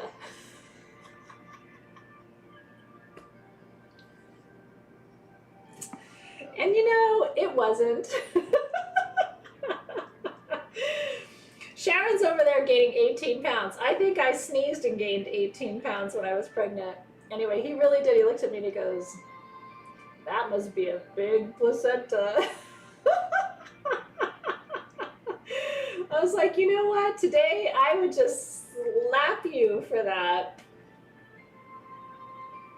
It wasn't a big placenta. That placenta was stuck to my backside. Who says that? Like, that's the stuff you keep in your head. You know what I mean? You don't say that out loud. Really? He didn't say it was Zoe. Nick was this big when he was born. It was like, where's the other 80 pounds? I don't know. It was my Snickers bars. I ate a lot of Snickers when I was pregnant. Whatever. Anyway, we're digressing. But it's nice to be in good company who can understand these things. Like, who says that? And he said it out loud. The doctor was like, what the hell is wrong with your husband? I'm like, I don't know. So many things. We don't have time for it. Keep in mind, he gained like 30 pounds when I was pregnant each time. So, and he didn't have a placenta. So, you know what I mean? What are you going to do? Okay, nutmeg. So once again, the essential oil, yeah, his throat chakra is just fine, everybody. Don't you worry about him. What are you going to do? We're still married, so it all worked out. I literally laughed. I was like, you just are so not appropriate. But anyway, once again, if you take the essential oil from that casing of the nutmeg, do you want to see it again? Let me show you one more time, because you only got to see it once. If you take the casing from that nutmeg and you try that and distill that, you're going to end up with mace essential oil. And if you take the seed and distill that, you're going to end up with nutmeg essential oil. So that's the main difference. And here it is.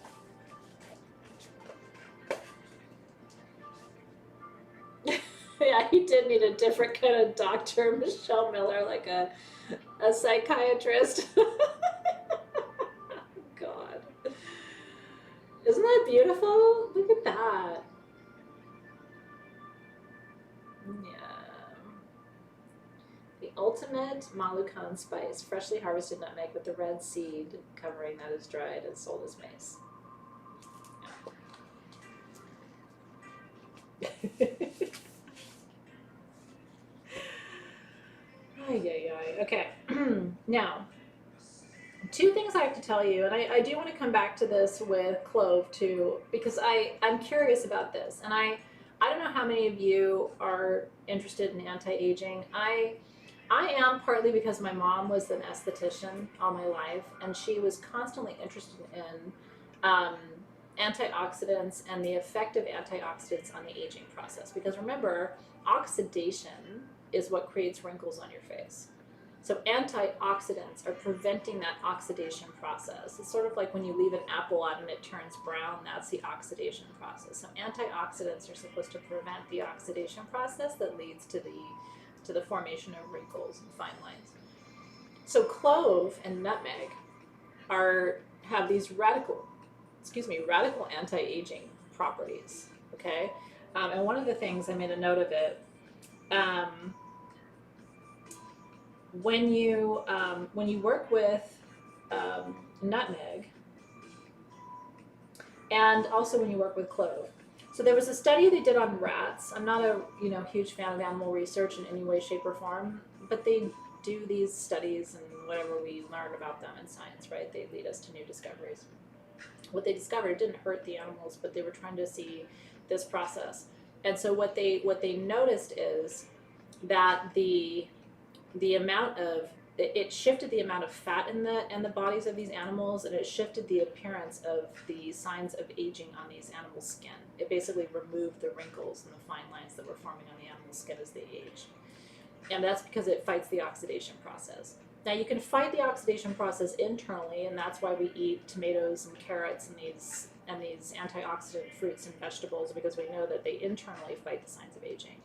But clove and nutmeg have these properties of being antioxidant, delaying or postponing or limiting the oxidation process on your skin. My question is, and I don't know, honestly, how to work with these oils in a good way for our skin, is these oils can also be irritating to the skin. And I have extremely sensitive skin. I have to be so careful what I put on my skin, because I will break out, everything will turn red. Before I bring you a facial product, like my Under Eye Magic, which is my favorite face product I've ever brought you at Sage Goddess. It's my absolute lifesaver. I can't even tell you what it's done for the fine lines and wrinkles around my eyes. But I tested that product at home for 2 or 3 months before I ever brought it to SG, because I'm like, I have the most sensitive skin on the planet. If it doesn't bother my skin, it's not going to bother anybody's skin. And nobody's had an issue with it since I brought it to you. So I always test these things. The one antioxidant oil, and it's not in our lineup tonight, but just to share with you in case you're interested, and it's in the Under Eye Magic, that really for me has always been the most effective for anti-aging, and it's also one of the oldest remedies for aging on the planet, is frankincense. Did you know that? Frankincense fights free radicals like nothing else. And for a lot of my friends, what they were doing before Under Eye Magic is they were just taking frankincense essential oil, diluting it in a little jojoba, and they were putting that under their eyes. And that was their under eye cream. They were basically making an essential oil version of an antioxidant blend. What I kind of want to do is I kind of want to test taking frankincense, helichrysum, which is also known as life everlasting flower. Helichrysum is another one of those like holy shit anti-aging remedies that nobody talks about. And then I want to take a little clove and a little nutmeg, but I mean tiny, like a drop or two, just really for the energy, and blend that with some carrot seed or some rosehip seed, a little jojoba, because jojoba is exactly like the oils on your skin in its natural form. And I want to work with that as a serum. If you want to experiment, I would really encourage you. That would be the blend I would play with. I would take your nutmeg and your clove from the kit, just a drop or two of each. I would add some frankincense. And I would add, black pepper is good too, which also comes from Indonesia, by the way. It smells like black pepper, but I like it. It can sharpen your perfume sometimes. And blend all of that with some carrot seed, some rosehip seed oil, a little bit of jojoba, and see how that goes for your skin. And if you're noticing the appearance of fine lines and wrinkles, just play with it. And if it irritates you, then take the nutmeg and the clove out and just try working with the helichrysum and the frankincense and the rosehip seed and the carrot seed. It's just kind of fun to experiment. So I like to give you these recipes because I know some of you like write it down and you play. You know what I mean? And what I will tell you is this, and I learned this from my mom: the really expensive stuff is not that great. It's not that great. So you're better off working with natural oils. And I also like coconut oil, whether you use fractionated, so it's a liquid form, or you use the solid, that's solid at room temperature. There's coconut oil in my Under Eye Magic. I also really like coconut oil. It's so good for your skin, especially at night before you go to bed, just kind of all over. It's also really good if you have extras, just to pull it through your hair, because coconut oil seals the cuticles of your hair, which prevents split ends, and it prevents breakage too. If you color your hair a lot and your hair breaks and doesn't grow. So these are all kind of like little tips and tricks and things that you can try, and your skin might be much less sensitive than mine. Mine is just like it sees something and it breaks out. So if you have tougher skin, then you might be able to get away with some stuff that I can't get away with it.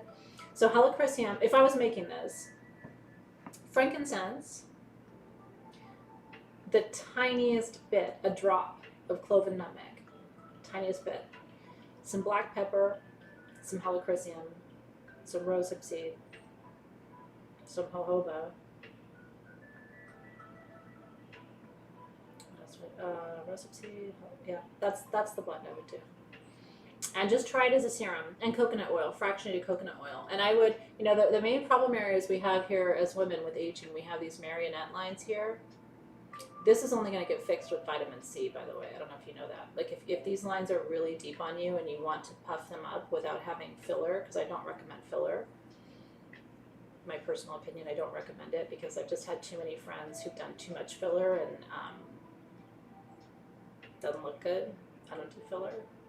But if you're noticing this is really deep, and if you're noticing this is really deep, vitamin C. Because vitamin C naturally plumps the skin, and so that's going to fix the... Mine would be much deeper if I didn't use vitamin C every day. So you need to use vitamin C, and then you need to use some of these topical antioxidants to reduce the appearance of fine lines and wrinkles. Carrot seed. Thank you for that, Space Daisy. Rosehip's highly antioxidant, so is carrot seed. So anyway, everything I'm giving you is going to support the appearance. Now, if you're not worried about this, I like the idea of aging gracefully, but also aging well. And I'm not a fan of plastic surgery and fillers and all that stuff. I don't want to do that stuff because I've just had too many friends where it looks too weird on them, and super artificial. So I'm trying to do it naturally, but also gently, because your skin can only take so much. It can really overwhelm your skin. Yeah. I do a little Botox twice a year. I do. And that for me is just about smoothing out my forehead, and I don't have any adverse reactions to it, but I don't do procedures and fillers and things like that. I'm not a fan of any of that. Now the vitamin C I use is by SkinCeuticals. It's a blend of vitamin C and ferulic acid. It's a little pricey, but one bottle lasts me a year exactly. It's like literally 365 days, and I use it twice a day. So that's the brand I like. If you have a vitamin C brand that you really like, I would love to know yours too. Yeah, it's by SkinCeuticals. You can go to skinceuticals.com, and it's their vitamin C with ferulic acid. And that's the most effective. And again, that will plump up your marionette lines. That will reduce the bags right here. And then you want to use it right here for fine lines and wrinkles that are going to appear here too. Look at this. And then I use a 50 SPF sunscreen all over my body every day because you need to use sunscreen. And I use mineral makeup that has sunscreen in it as well. So I constantly have SPF 50 on my skin. Yeah. Yeah, it's the CE ferulic. It's really, really good. And I know it's expensive, but I only buy one bottle a year.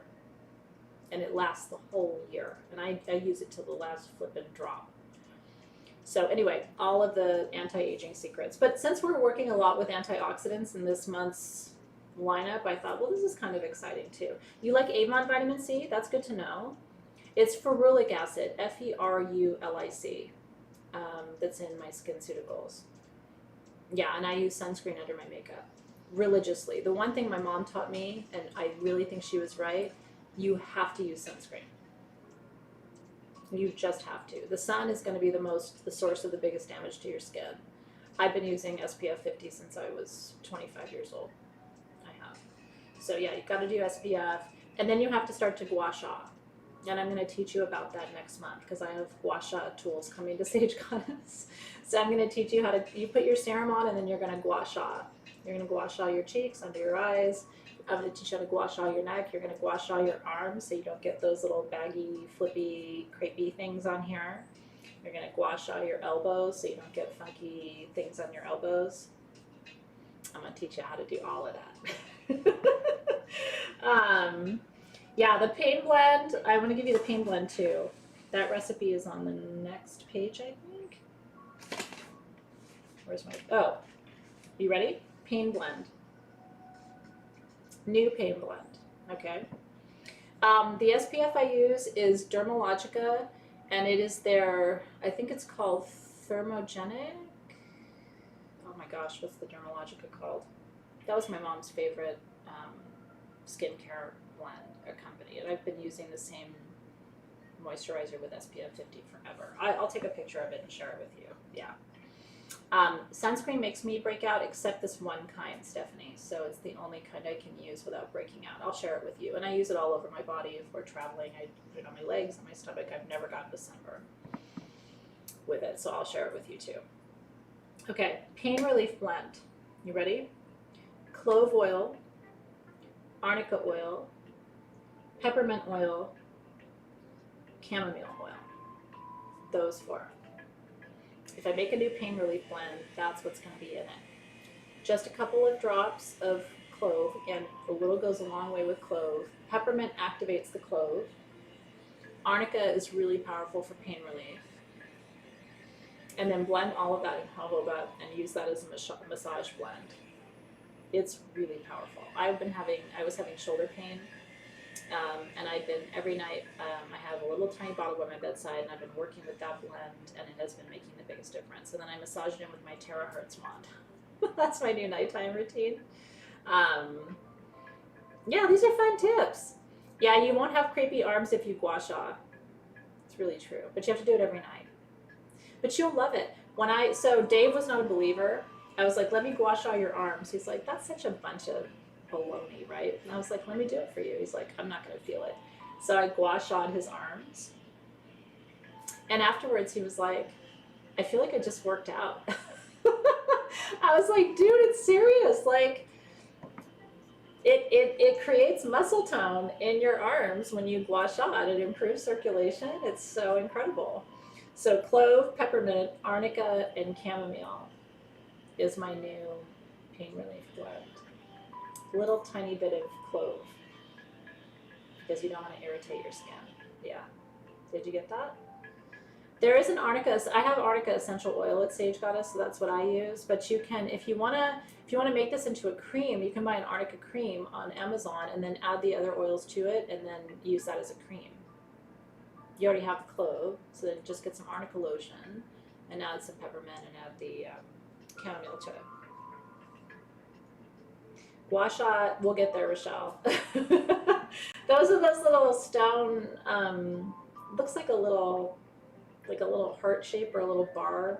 I ordered 4 different shapes because they're my favorite ones. I ordered the spoon, I ordered the neck one, I ordered the under eye one. I'll teach you how to do it. You're allergic to chamomile, really?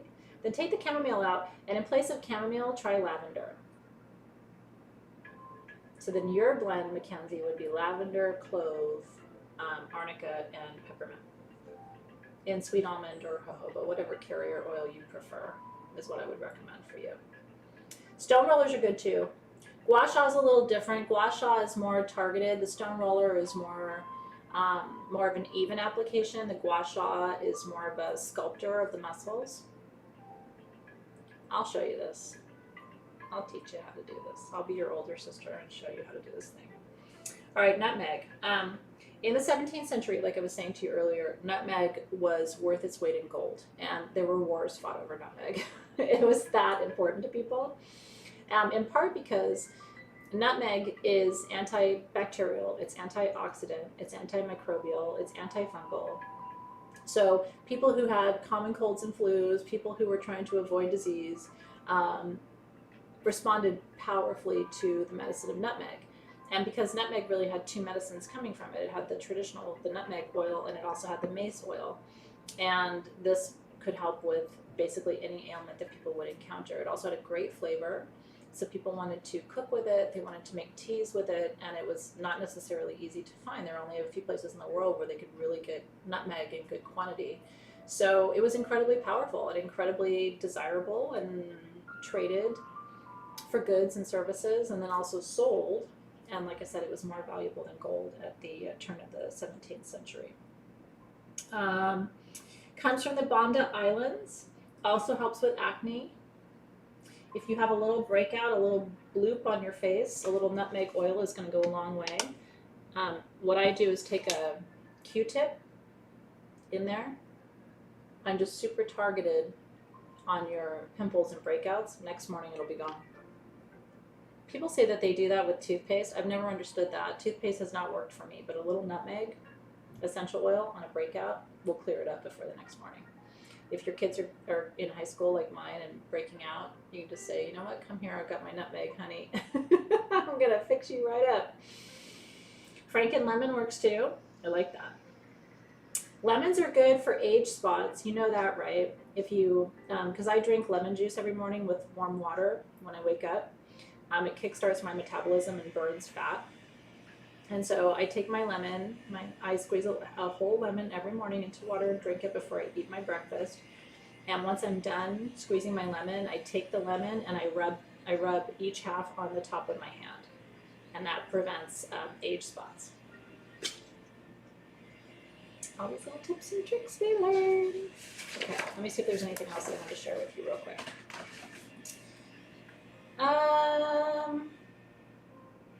Do you want to talk about Jamu beverage real quick, and then we'll make our perfume? Does that sound good to you? Has this been interesting for you? I hope it has. Everything we're talking about tonight is like everything I get really excited to talk about.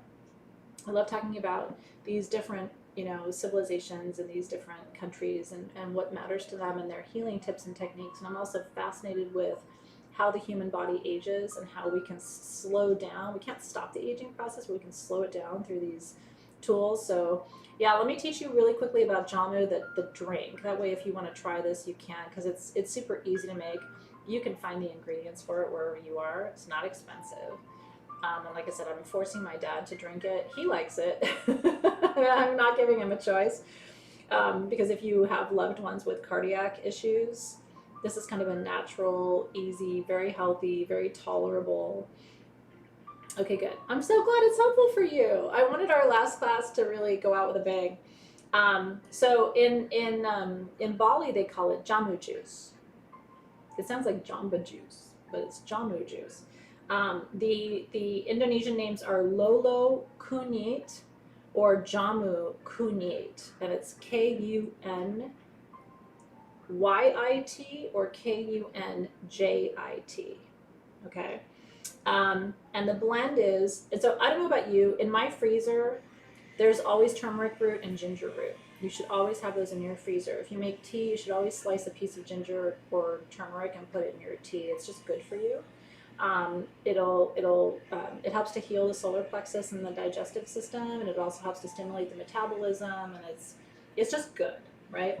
And so turmeric root, you're gonna peel your turmeric root, slice it. I do about 3 medallions of turmeric root, about 1/2 inch piece each, and you're gonna put that in with lime juice with some honey. I do about a tablespoon of honey. I use coconut water. If you don't have coconut water, if you have coconut sugar, you can add some just plain water, distilled water, just about a 1/4 cup, and then you can add a little coconut sugar. I just add coconut water because that basically has the coconut sugar in the water with it, and then you blend that all together. You can add a little honey to that. I like Manuka honey, which has so many healing properties to it, but you can use wildflower honey, anything. The best honey for you to use ever for your health is local to you. So go to your farmer's market. If you have allergies, if you take the honey that grows where you live, it will heal your allergies. And that is an absolute true story. So when people say, what's the best brand of honey? What I say is find honey that's cultivated where you live. Because the bees have pollinated those plants and they have already kind of worked the magic and internalized that. And the honey that's produced locally to you is going to help you heal from allergies where you are. If you can't have any sugar, Nancy, then I take it straight without sugar because I'm constantly trying to reduce sugar in my system. So just, Nancy, you'd make it like I make it. So when I'm doing it just for myself, it's coconut water or plain water with lemon and your turmeric root. And then you want to add your lime. The lime is really important. And then just blend that and drink it. You can drink it, I like to drink it kind of room temperature. You can warm it and drink it as a tea. And if you take a little, you can add ginger to it too if you like ginger. That it's not going to hurt you, it's only going to help. So ginger, turmeric, lime, coconut water, and you blend that all together and drink it and just take a shot of it. That is the highest level of antioxidants that you're going to get per shot, you know what I mean, of something. And I like to take these things in the morning before I start to eat, but you can take it at any time. Yeah, and turmeric, Turmeric, they deliver it here, like when I go to Instacart or Amazon Fresh, they deliver turmeric root, and I keep it in my freezer. I know it sounds funny, but literally if you were to go downstairs in my house right now and open my freezer, there's a Tupperware container full of ginger roots, and there's a Tupperware container full of turmeric roots. And so when I need one, I just take it out and shave it. It's easier to skin it, to peel it when it's frozen, and then slice it, and it goes into the blender. It defrosts very, very quickly. So if you put it, if you take it out of the freezer, slice it, put it in your tea, it'll be defrosted inside of 10 seconds. You put it in your blender, you can use it right away, and it stays really nice for you. So that way you don't have to keep buying it because it can get kind of expensive. It's not like a smoothie. It's like a, let me show you what it looks like real quick, just so you can see. And then you can go down this road if you're interested in this. You can go down this rabbit hole later. This is what it looks like, though. Oh, I was gonna say they have it on Amazon, but they look at this, you guys. Holy shit!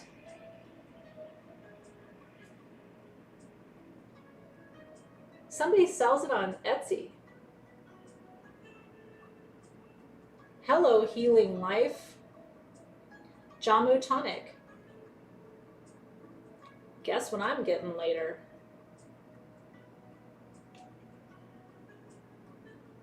You can get 26 ounces of it for 20 bucks.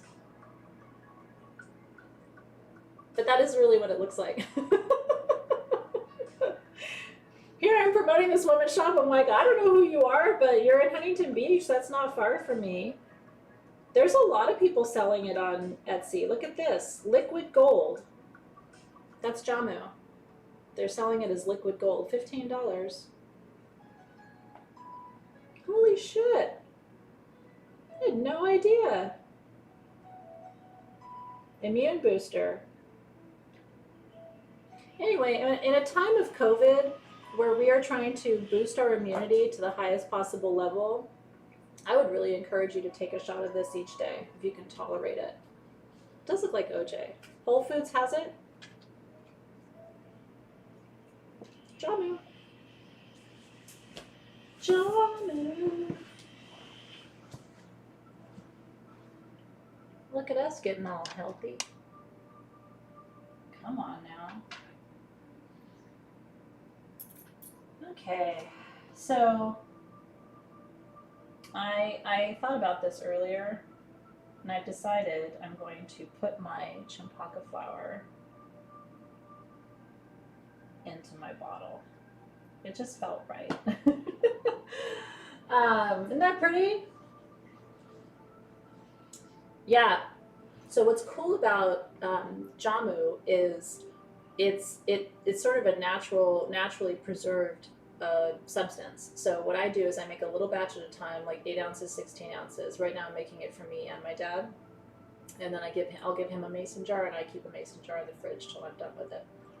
And I have a friend who says it's better if you dilute it in some water and just drink like 6 or 8 ounces in a glass of water. But I just take a shot in the morning. Bam, done. They've got a better lifespan in Indonesia than we have in the US. So I'm guessing they're onto something with this. Yeah. In she goes. Look at that. Come on now. She's real pretty. Doesn't she look like she belongs in there? She's happy. Okay.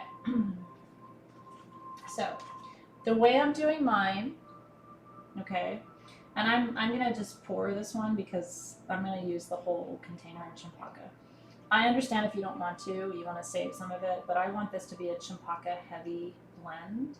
So I'm going to pour the entire dram of champaka into my bottle.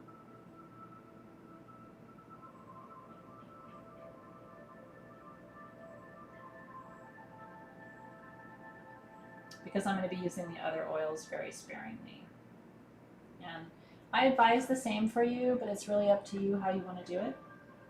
And then if there's any left, you do not waste that. That goes on your wrists, on your arms, on your legs. That goes everywhere. In your hair. Every drop of that is precious. Champaka oil, just so you know, that's why I was so proud of this class. Champaka oil, depending on where you source it, and this is the real deal, is about $10,000 a kilogram. Not kidding. And the price has gone up since the start of the pandemic because they're not distilling the same way they were. So that's what I'm saying. Like, it's kind of like tuberose. Like, you just do not want to waste a drop, or frangipani essential oil, or blue lotus or pink lotus. Like, these are in the anywhere from $1,500 to $10,000 a kilogram. Yeah, baby. You're pounding it out. I love it, Tammy. Get it, girl. You are getting your money's worth today. Okay, now I want you to take your bottle and hold your nutmeg up to it.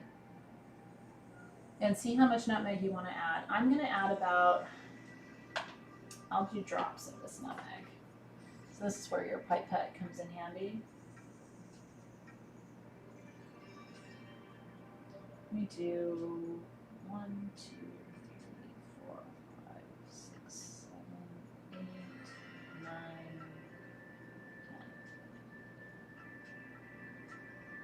10. And that's enough of the nutmeg, which is good. It leaves some for your anti-aging magics that you're going to make. And I do the same thing. I just put this will go into my medicine cabinet, and I will use it later. And then your clove, again, sparing. I'm probably going to do 5 drops because I want the energy in there, and it's going to sharpen up that champaka, but just go little by little. You can always add more, but you can't take it away. Let me try 3 drops here and see how that smells. I'm going to go just for like 3 more drops. 1, 2.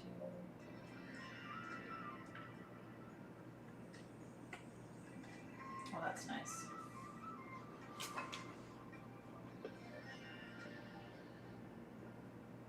And just blending.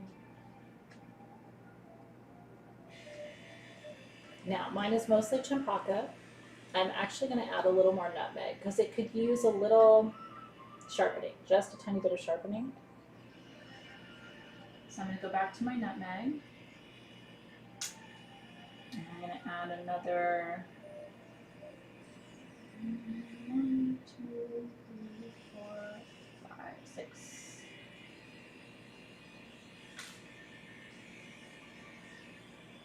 And then I'm going to add just a little more clove. I'm going little by little though because it can overwhelm it so fast, and then you have a clove perfume that you're not going to be excited to wear because it's not soft. Now we're getting there. Yeah, I'm going back and forth. Squeaky snake, did you notice? It's really developing. Because the spice of the nutmeg and the clove is just sharpening that champaka, but so beautifully. I'm gonna do it one more time. I'm going to go back to my nutmeg. I'm going to add another 1, 2, 3, 4, 5. And I'm going to add another 3 of clove. Clove is stronger than nutmeg. I also think of this, by the way, and it's funny because I was reflecting on this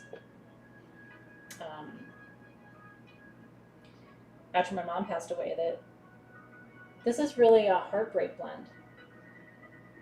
This will ease the pain of a broken heart. The timing of it's kind of good, you know? I know it sounds funny. I'm going back in. I need just a little bit more clove and just a little more nutmeg. That champaka is so strong that I feel like I still want to sharpen it up a little bit. I really work with our perfumes when we're done, so and wear them a lot. Okay, so there's 5 more drops of nutmeg. And I'm going to do another 3 of clove.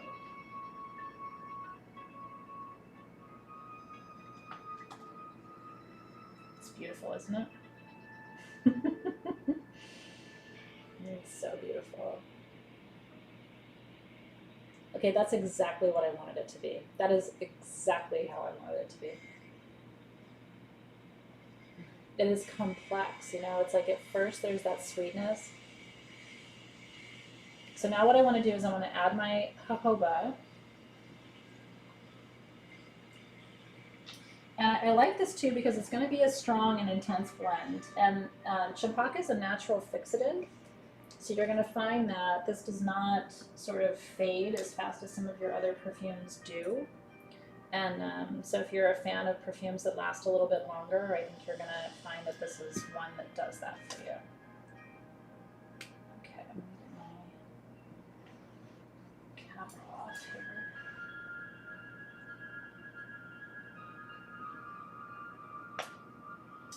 I'm going to add jojoba to fill it.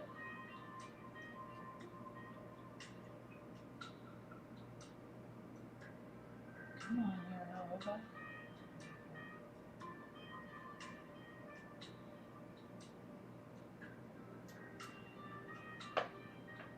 You don't want to fill it all the way.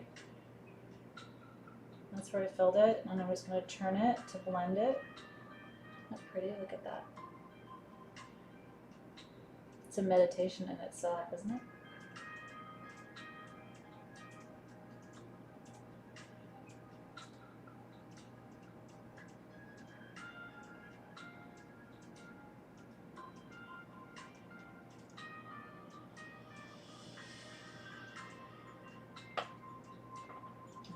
Take your dropper, seal the bottle, and again just turn, I like to turn it 3 times just to finish it.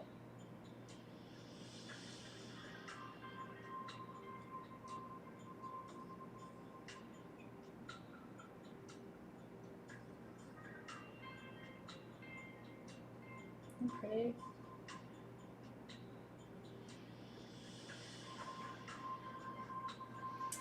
I think at the end of the day, Luna Electra, I think it was 15 drops of, I think it was 15 or 20 drops of nutmeg and about 9 drops of clove. Mm-hmm.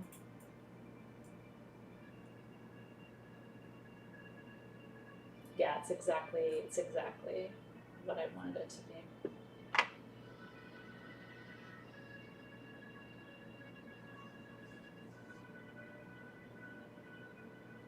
Oh, you guys, it's like being in my garden.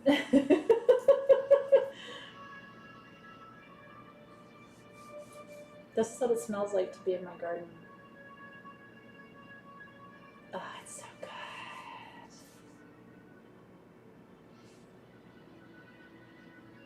good. That makes my soul happy. It's magnificent. Mag-champaka-nificent. And when it's really good, I rub it on my clothes. I put it in my hair. Champaka or jojoba is really good for your hair. Mm. It just makes my soul happy. More champaka oil. Here's what I'm going to tell you about that. Be careful, because I've ordered champaka oil in the past and it was not real because it's so expensive. Um, I will, if you're interested, and only if you're interested, I will see if we can offer additional grams of it for you. If you wanted to get another gram of it, um, I can't order it in enough quantity to bring you like bigger bottles of it because it's just so expensive. But I can see about bringing you another round of grams. Or what I would say is, if you want to try it and buy it online somewhere else, just buy a very small amount first. You have a good idea now of what it smells like. The different champakas smell different. So the white smells a little bit different from the gold. But you'll know if you're getting something that's like completely off the mark. You know what I mean? So if you're going to buy it and risk it, get the smallest amount you can buy and then go back and buy a bigger bottle if you find a reliable source. Okay? That's how I do it. Because otherwise you buy a bigger bottle and you're like, this isn't it. It was like me with the Tom Ford situation, right? Oh my god, that's so good. Yeah. So Blue Lotus, by the way, we have blue and pink lotus at sagegoddess.com today. Did you see? This is real blue lotus diluted in jojoba, and we have real pink lotus diluted. And this is the exact blue lotus from your Egypt kit. And then the pink lotus is the same pink lotus that's in your incense blends. So, and you have that code for your free gift, right? If you say Jammu in your notes or Indonesia in your notes, you're going to get a sample of the same essential oils, right? The turmeric with the ginger and the lime and the coconut. You're going to get a little sample vial of that if you shop at sagegoddess.com. So if you wanted blue lotus or pink lotus, I have those perfumes, the real deal perfumes at sagegoddess.com in the 17 milliliter bottles. I don't have the pink one to show you, but I have the blue one to show you. But the pink is just like this bottle, but it says pink lotus with a pink lotus instead of the blue one. And the code today is, what's the code today, Alexis? 20 fall? Is it still 20 fall? I don't know. But Alexis will tell us. Yeah, pink smells different to blue. Those of you who had your kit and then got the pink lotus incense, because a lot of you tried it when I had the pink lotus incense at sagegoddess.com, how would you describe the difference? To me, the pink is a little sweeter than the blue. The blue is more upper chakra, like third eye, kind of, it's mildly psychoactive. The pink is more of a heart opener. They're both sweet to me, but the pink is a little bit sweeter. Yeah, 20 fall is the code. Okay, thank you. Yeah, so I don't know. It's good for you guys to describe what you think the difference is, because the blue to me is more, lotus doesn't smell like anything else. It's like harder to compare it to something, because it's like, yeah, what else does that smell like? I don't know. It doesn't really smell like anything else. The blue is softer, yeah. The pink is stronger. This perfume tonight's kind of everything, you guys. I hope you enjoyed this. I want to tell you, it has been my absolute divine pleasure to take you on this 3-month tour of 3 of my favorite parts of the world, and really ancient civilizations. I mean, Indonesia and Egypt and France too. We wouldn't have the art of perfuming that we have in any part of the world today without these countries and without these stories and without these histories. We certainly wouldn't have the modern art of perfuming if it wasn't for these 3 regions and the incredible spices that they've brought to us, and the healing traditions too. And I think of France as really being the birthplace of modern perfumery, right? Like, we wouldn't have alcohol-based perfumes if it wasn't for France. And France has brought us so many of the core scents that we rely upon, in particular lavender, right, with Provence and what I think is the finest lavender in the world coming from that region. And then Egypt, of course, is the birthplace for me of the sacred use of scent, right? And I'm sure you saw the 7 sacred oil blend that we brought you to sagegoddess.com, which is true to the hieroglyphics, that we actually researched the hieroglyphics and made that perfume according to the exact breakdown of those 7 oils. So if you didn't see 7 sacred, that might be something else that you want to take a look at, because that was a blend that was used for funerary rites to help the body pass to the afterlife. It's got blue lotus in it. It was also used to open ceremonies and close ceremonies in ancient Egypt. And even the art on the bottle that we used is the exact art from the hieroglyphics from the temple wall where that recipe has been found and located. But we take this art of bringing you back to these ancient recipes, we take it really seriously and try to come as close as we can today to what the original scents and perfumes would have looked like. So thank you, Michelle. She gave me a virtual apple. You know, in my cabinet over here, when I first started teaching college, which seems like another lifetime ago, one of my first students brought me a crystal apple at the end of my first semester of teaching. This one was 1996 when I first started teaching university classes, a long time ago. And I still have it over here in my cabinet because it was one of my favorite teacher gifts I ever received. So anyway, thank you for my virtual apple. I really appreciate it. So enjoy, and thank you for being here. It's been a pleasure, and really, in my opinion, an honor to bring these oils to you and to bring it to life and show you the images and take you on a journey, especially because a lot of us can't travel yet. So this was my way of bringing the world to you. Thank you for that, Susan. Yeah, and I want to give a big shout out to Team SG. My graphic design team designed the art that's on the box that your tools came in. It was the first time we'd done a custom design box. Those things may not seem like a big deal, but they're really hard to plan, and they're really hard to design, and they're really hard to actually get shipped anymore. So this class was a whole team effort to design tools where the bottles were appropriate to the civilization or the country or the region, and the oils were accurate. And and I forgot to add our little Herkimer diamond. I can't miss that. I have 2 left, so maybe that means that Indonesia gets 2. But even, making sure you had your crystals for your bottles, and I'm blessed to have a great team who does incredible work alongside me to bring these experiences to life for you. So in they go. I'm so glad you enjoyed it. All right, you guys. Well, I want to wish you a beautiful rest of your evening, and thank you again for being here. Thank you, Alexis, as always, especially for taking notes. It was a complicated class tonight to keep up with for the notes, so especially with Indonesian names for plants and all these things. So super good job, and I'm glad you were here. I'm glad we were here together. This was beautiful. It really was. And so I will look forward to seeing you soon. I'll be with you tomorrow. I'm going to be live at Sage Goddess headquarters tomorrow, so I get to see you in person tomorrow, Alexis. I'll be coming to you with our Rare Stone Roundup in the afternoon, and live also with our daily products too, to show you more tomorrow. Again, if you shop at sagegoddess.com today or tomorrow, you have your own code JAMU, J-A-M-U, to get that little sample of the original blend of the oils that are the same as the ingredients that you would put in a beverage that you would drink. I would still encourage you to make the beverage though. And just make yourself, I don't know about you, I love mason jars.